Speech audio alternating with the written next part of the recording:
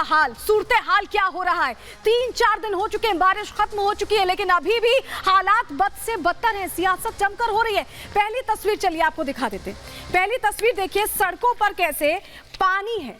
पानी यहाँ पर ये जो देख पा रहे हैं आप, ये कोई झील नहीं है, दरिया नहीं है, बल्कि ये दिल्ली का हाल है। सड़कें पानी से लबालब है, नजर नहीं आ रही है, सड़कों से आवाजाही पूरी तरह से बंद हो गई है। और इसी से जुड़ी बड़ी जानकारी आपको दे दें, ग्राफिक्स के जरिए जरा समझाते हैं आपको कि ये स्थिति कैसे हुई है दिल्ली की और कैसे बद से बदतर होती नजर आ रही है। दिल्ली में बाढ़ की चोट से कितना असर पड़ा है, जरा ये समझ लीजिए। सड़कें दरिया बन गई। हमने तस्वीरों में आपके सामने वो तस्वीरें रखी। सड़कों पर लंबा जाम लग रहा है, लोग घरों से निकलने से बच रहे हैं, उनके लिए मुश्किल खड़ी हो रही है, घंटों घंटों जाम में लगे रह रहे हैं। सीवेज का पानी सोचिए, गंदा पानी घरों में घुस रहा है, रहवासियों के घरों में घुस रहा है। रेल सेवा पूरी तरह से बाधित हो गई है, कई ट्रेनों को रद्द किया गया है। स्कूल कॉलेज, यहां तक कि अगर कोई जरूरी काम भी होता तो लोग, स्कूल कॉलेज तो बंद ही है, लोग जरूरी काम से भी जाने से बच रहे हैं क्योंकि जाम में फंस जाएंगे। गैर जरूरी सेवाएं जो हैं वो बाधित हो गई हैं। बिजली पानी की सप्लाई कई इलाकों में जहां पानी भरा हुआ है वहां बिजली बंद कर दी गई है क्योंकि करंट लगने का खतरा है। पानी की भी सप्लाई ठप हो गई है, फसलें बर्बाद हो रही है, महंगाई बढ़ रही है। ये स्थिति है। दूसरी तस्वीर चलिए, दूसरी तस्वीर आपको बाजारों की दिखाएंगे। बाजारों की तस्वीर यहां पर हम दिखाएंगे। ये रोड की तस्वीर आप देख रहे हैं, लेकिन बाजार की तस्वीर भी आपको दिखाते हैं। ये जो पानी लबालब भरा आप देख रहे हैं, वाहन यूं के यूं खड़े हैं, टस से मस नहीं हो पा रहे हैं। ये देखिए कैसे पूरा पानी में भरा हुआ नजर आ रहा है। बाजार की देखिए तस्वीरें, दुकानें बंद हैं, दुकानें बंद है। ये मोनेस्ट्री मार्केट की तस्वीर हमने आपको दिखाई, कश्मीरी मार्केट की भी हमने आपको तस्वीर दिखाई। ये हालात हैं, लेकिन कैसे अब ये दरवाजे जो बंद हो गए हैं, दुकानों के दरवाजे जो बंद हो गए, इससे कारोबार पर कितना असर हो रहा है ये आप जरा समझ लीजिए। बाढ़ से कारोबारियों को बड़ा नुकसान हुआ है, बहुत बड़ा नुकसान हुआ है। आंकड़े आपको बताएंगे, 200 करोड़ रुपए से ज्यादा का नुकसान बताया जा रहा है क्योंकि दुकानें बंद रही हैं, लोग जा नहीं रहे हैं, खरीदार पहुंच नहीं रहे हैं। कई बाजार हमने आपको तस्वीरों में दिखाया कैसे पानी में पूरी तरह से डूब चुके हैं। कश्मीरी गेट की जो मार्केट है वो बंद है। इसके अलावा अगर आपको बताएं 50 करोड़ से ज्यादा का नुकसान या आकलन है, सोचिए हो सकता है इससे ज्यादा भी नुकसान हुआ हो। तीसरी तस्वीर एक ऐसी public service, public route service जो पूरी तरह से यहां पर चलती नजर आई। देखिए जाम देख रहे हैं ना आप, ये जाम है, लेकिन एक ऐसी पब्लिक सर्विस जो कि पूरी तरह से भरोसेमंद नजर आई है इन तस्वीरों के बीच, जहां गाड़ियां पानी में तैर रही हैं, लोग जाम में फंसे हुए हैं। हम बात कर रहे हैं दिल्ली मेट्रो की।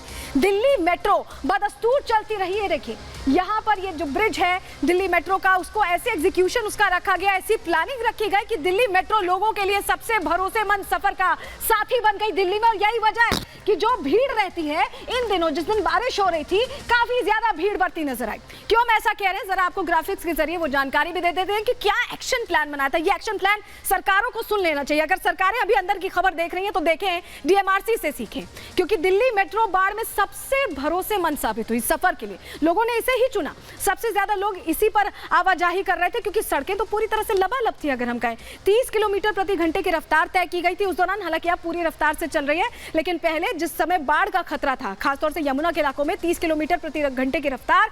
आसपास जो ड्रेनेज सिस्टम था, डीएमआरसी ने खुद जिम्मा उठाया उसे साफ करने का, उसे बेहतर करने का, और तब जाकर देखिए रूट्स जो है परिचालन बाधित नहीं हुआ। अंडरग्राउंड टनल्स पर नजर रखी डीएमआरसी ने कि वो कहीं भर तो नहीं रहे, क्योंकि बहुत सी मेट्रोज ऐसे रास्ते से जाती है। मंडी हाउस की बात करें, राजीव चौक की बात करें तो अंडरग्राउंड टनल से जाती है, उन पर नजर रखी गई। वाटर बैरियर लगाए गए जिससे कि पानी अंदर ना जा पाए। इस तरह के अंडरग्राउंड टनल्स में, स्टेशन में पानी घुसने से रोकने का पूरा इंतजाम, पूरी तैयारी रखी गई। ये फॉरवर्ड प्लानिंग है, ये फॉरवर्ड प्लानिंग सरकारों को भी करनी चाहिए। और यही वजह है कि यात्रियों को बिना परेशानी सफर सुनिश्चित हुआ, लोगों ने मेट्रो का ही रास्ता अपनाया। लेकिन इस बीच दिल्ली वाले सब देख रहे हैं, सियासत भी देख रहे हैं, आपदा भी देख रहे हैं और हालात भी देख रहे हैं। इसी से जुड़ी एक रिपोर्ट आपके सामने रखते हैं। लोगों ने अपने इंडिविजुअली पैसे इकट्ठे करके उस पंप को चलाया और उस पाइप अरेंज किया अपने पैसों से। तो इतनी बड़ी मशीनें लगी हुई थी, तो इनके इंजीनियर को पता नहीं था कि किस लेवल पे पानी आने वाला है और किस लेवल पे सीवर बैक करेगा। फेलियर यहाँ पे है।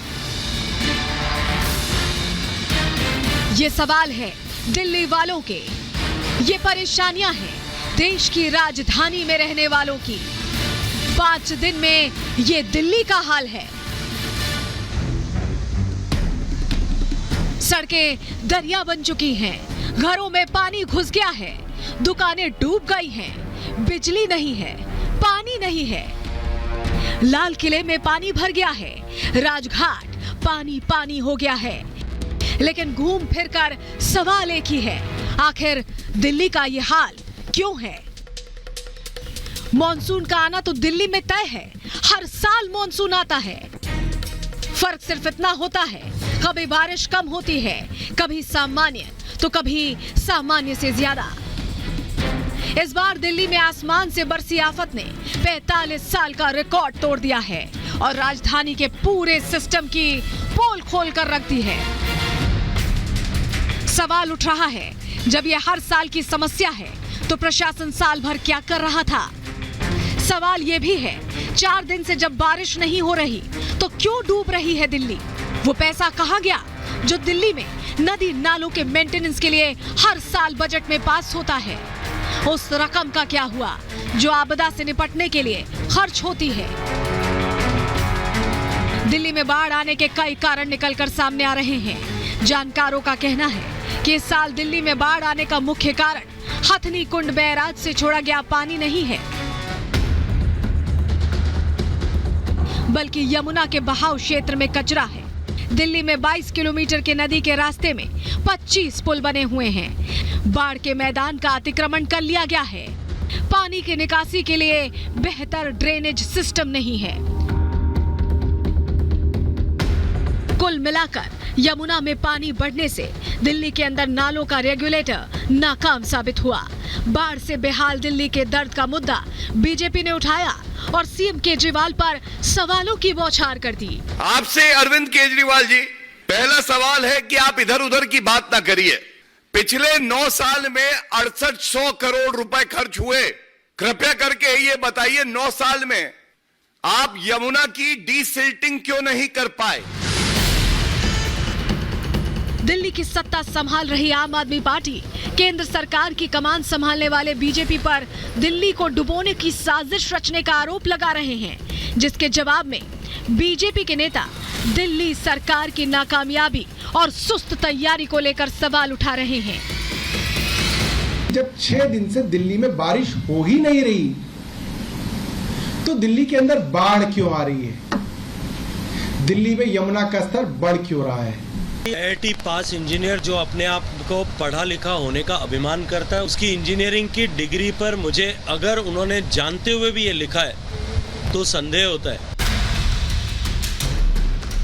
दिल्ली में बाढ़ पर सियासत के तीर तीखे होते जा रहे हैं, लेकिन इन सब के बीच पिस रहा है आम आदमी। दिल्ली में कारोबारी बीते 5 दिनों से अपनी दुकानों पर ताला जड़कर घरों में खाली बैठे रहने पर मजबूर हैं। हम इतने डरे हुए हैं, हम अपनी दुकान खोलने में अपने आप में डर रहे हैं। व्यापार पे तो असर इस कदर पड़ रहा है कि ना कोई ग्राहक आ रहा है और ना कोई स्टाफ आ रहा है। व्यापार ठप है, कहीं भी आने जाने में दिक्कत हो रही है। सीवर के बदबूदार पानी से बेहाल जनता का दिल्ली सरकार पर गुस्सा फूट पड़ा है। हमारा जीवन जो है बिल्कुल हेल बन गया है। प्रोटेस्ट करने के बाद ये इन्होंने रेस्क्यू करना शुरू किया और उससे पहले दिल्ली पुलिस हमें रेस्क्यू कर रही थी यहाँ से। दिल्ली में पानी से कोहराम मचा है, जनता बेहाल है। ऐसे में देश के सामने सवाल है कि जब देश की राजधानी बाढ़ जैसी आपदा से सुरक्षित नहीं और कोई इंतजाम नहीं, तो देश के बाकी इलाकों का क्या हाल होता होगा? इन सब के बीच राजनीतिक दल एक दूसरे पर आरोप प्रत्यारोप का खेल खेल रहे हैं। Bureau report, Republic Bharat.